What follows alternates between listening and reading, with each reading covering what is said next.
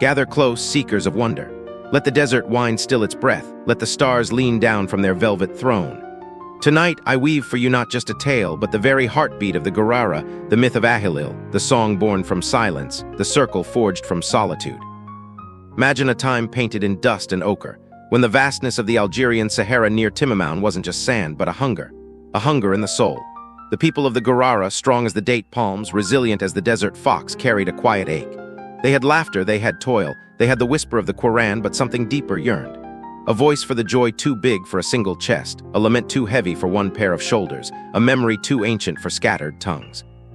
In those days, the nights were long, lit only by the moon's cold eye and the crackle of a meager fire. Stories were told, yes, but they felt finite, like footprints swallowed by the next dune. Prayers rose, beautiful and solemn, but they reached upwards, leaving the earthbound heart still heavy.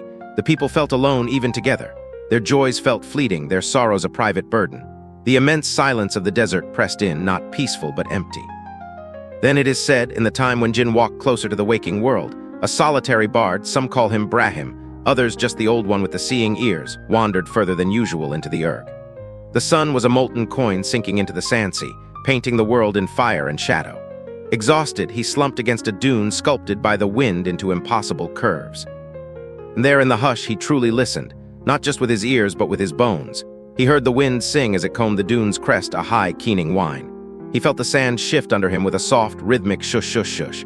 A distant night bird cried a complex, looping melody, and deep beneath the earth, or perhaps within the dune itself, came a faint, resonant thrum, like the pulse of the world. It wasn't just sound, it was pattern, it was conversation. The wind answered the sand, the bird echoed the wind, the earth hummed its grounding bass. Alone, each was a fragment. Together, they were a symphony. A spark ignited in the old one's chest, brighter than any campfire. He scrambled back to the Kesar, not with words, but with a feeling. That night, under the same indifferent stars, he gathered a few others, not to tell a tale, but to make one. Listen, he rasped, his voice rough with awe. Not just to me, listen with me, listen to each other. He began not with a story, but with a sound, a low, guttural hoo, from deep within his belly, mimicking the earth's thrum. Hesitantly, another joined, finding a higher tone like the wind's edge, he. Then another, adding a sharp clap tack, like stones clicking. A fourth began to sway, his robes whispering, shush shush. Another tapped a simple rhythm on an empty water gourd, boom-da-da-boom. At first it was chaos, discordant, awkward, but the old one closed his eyes, remembering the dune. Feel it, he urged.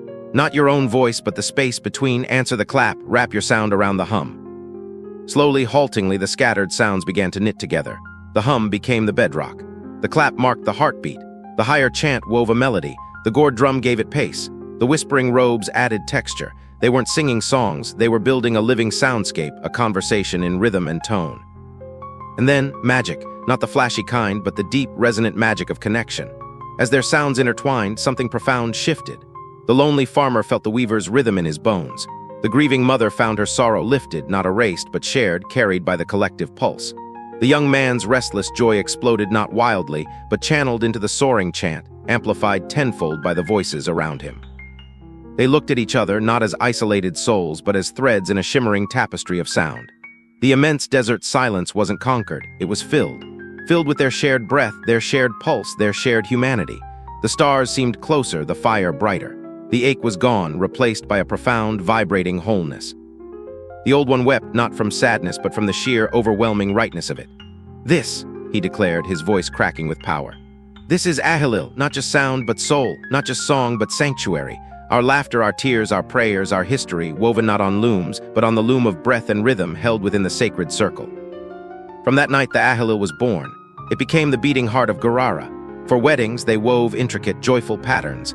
For harvests, rhythms as strong as the date palm's roots. For remembrance, slow, haunting melodies that carried names across generations. For faith, verses intertwining with the sacred, grounding devotion in community. So now, traveler, if you ever find yourself under the vast Gourara sky near Timimount, and you hear the deep call of the tebel drum, the hypnotic clap of hands, the layered chants rising like heat shimmer, stop, listen, step closer. See the circle, young and old, shoulder to shoulder, eyes closed or locked in understanding. That is not just music you hear. It is the echo of the desert's ancient whisper. It is the sound of solitude shattered. It is the living myth, the Ahellil, proving that even in the harshest silence, the human spirit, when woven together in rhythm and trust, can create a song strong enough to hold back the void and make the very stars dance. And the circle, it never truly ends. It waits always for the next voice ready to listen. And join the song now. Feel the rhythm. End with a soft, knowing smile and a final, gentle hand clap. Tap, tap, tap.